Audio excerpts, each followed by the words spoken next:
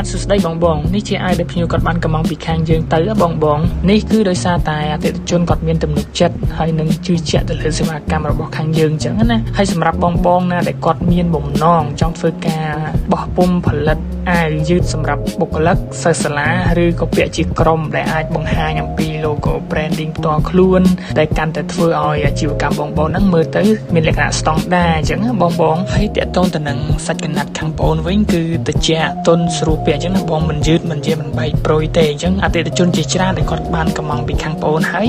គាត់ធ្វើម្ដងហើយគាត់តែងតែមកធ្វើម្ដងទៀតអញ្ចឹងណាបងដូចជានៅក្នុងរូបភាពនេះជាស្ដែងបងសម្រាប់សាច់រលោងទុនស្រួលពាក់តែម្ដងបងប្អូនទាំងអស់គ្នាបាទគឺអត់បែកប្រួយអត់អីទេអញ្ចឹងណាអញ្ចឹងសម្រាប់បងដែលមានតម្រូវការអាចតាក់ទងមកតាមរយៈ page ក៏ដូចជា link នៅ Telegram នៅខាងលើវីដេអូនេះបានផងដែរ